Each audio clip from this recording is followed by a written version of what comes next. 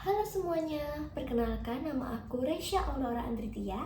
Aku berasal dari Fakultas Psikologi Universitas Negeri Malang dengan NIM 2408116157366. Setiap hari, banyak perempuan dan anak perempuan berada di ruangan publik seperti jalanan, trotoar, bahkan transportasi umum. Mereka melakukan aktivitas seperti pergi ke kampus, pergi ke sekolah, ke tempat kerja, bahkan hanya sekedar pulang ke rumah. Namun, fakta menunjukkan bahwa ruang publik tidak sepenuhnya aman. Banyak yang mengalami pelecehan hanya karena keberadaan mereka. Video ini mengajak kita untuk melihat realitas catcalling dan pelecehan verbal di ruang publik, agar kita semua lebih peka dan peduli terhadap isu ini.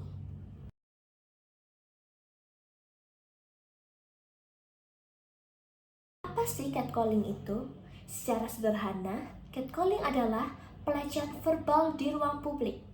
Bisa berupa siulan, panggilan menggoda, komentar langsung tentang tubuh atau kata-kata yang dibuat menggoda untuk menarik perhatian tanpa persetujuan dari penerima.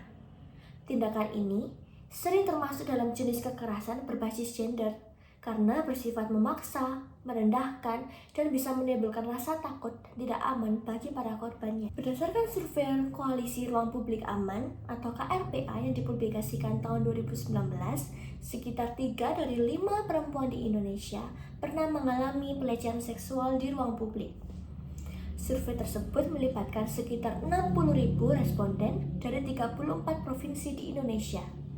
Selain perempuan, survei ini juga menemukan bahwa sebagian laki-laki dan gender lainnya turut mengalami pelecehan, meskipun secara angka jauh lebih kecil dibandingkan perempuan. Pelecehan di ruang publik bukan hanya terjadi di malam hari. Survei menunjukkan bahwa banyak terjadi di siang hari. Sebagai contoh, 35% mencatat waktu pelecehan terjadi di siang hari, di mana lokasi yang paling rawan terjadi di jalanan umum, transportasi umum seperti bis, angkot, KRL, kemudian halte, dan area umum lainnya. Dari sini dapat disimpulkan bahwa 3 dari 5 perempuan Indonesia pernah mengalami pelecehan di ruang publik. Catcalling bukan hanya permasalahan yang terjadi di Indonesia saja, melainkan sudah menjadi masalah global yang terjadi di seluruh dunia. Berdasarkan inisiatif global UN Women, lewat program Safe Cities and Safe Public Space for Women and Girls, menunjukkan bahwa kekerasan seksual di ruang publik, termasuk pelecehan verbal dan catcalling, merupakan isu serius di banyak negara. Laporan global ini menekankan perlunya data lokal dan intervensi kebijakan untuk mencegah kekerasan terhadap perempuan, terutama di ruang publik, termasuk penataan ruang kota, penerangan, patroli, kampanye kesadaran gender, dan kebijakan hukum serta perlindungan. Artinya, catcalling dan pelecehan verbal bukan kejadian langka, melainkan masalah sistemik, masalah nyata, dan terjadi di berbagai tempat. Dengan data ini, kita bisa melihat bahwa catcalling bukan hanya sekedar masalah lokal, melainkan bagian dari ketidaksetaraan gender yang lebih luas. Apa sih faktor penyebab catcalling dan pelecehan di ruang publik? Ada sejumlah faktor yang membuat catcalling dan pelecehan verbal di ruang publik terus terjadi. Yang pertama adalah banyak yang menganggapnya sebagai candaan atau bahkan pujian, sehingga pelaku tidak melihatnya sebagai tindakan yang salah. Kemudian yang kedua adalah norma sosial dan budaya patriarki, di mana tubuh perempuan sering dianggap sebagai objek pandangan publik. Hal ini memungkinkan komentar-komentar tidak pantas itu dianggap sebagai hal yang wajar. Kemudian yang ketiga adalah kurangnya edukasi dan kesadaran bahwa komentar atau verbal greeting bisa menjadi pelecehan, terutama bila menimbulkan rasa tidak nyaman bahkan rasa takut kepada para korbannya. Yang keempat adalah lingkungan sosial seperti teman, kelompok, atau bahkan komunitas yang kadang menormalisasikan perilaku tersebut. Jika tidak ada kritik atau penolakan, maka pelaku akan merasa aman untuk terus melakukan tindakan tersebut secara terus-menerus. Kemudian yang terakhir adalah rendahnya penegakan sanksi sosial maupun hukum, sehingga membuat pelaku tidak merasa jerah ataupun tidak merasa bertanggung jawab.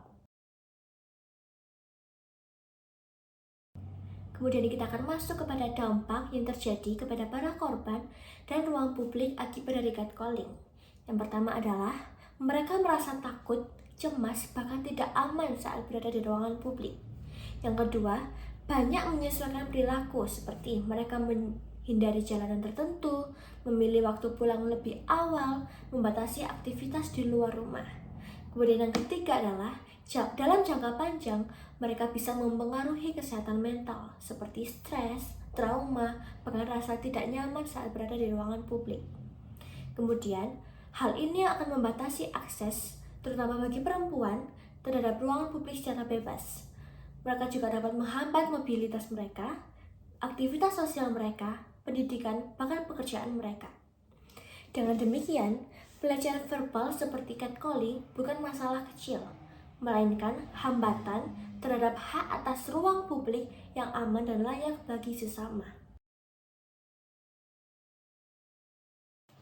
Kemudian, sebagai individu, apa yang akan kita lakukan jika kita atau seseorang di sekitar kita mengalami catcalling? Yang pertama adalah utamakan keselamatan dahulu.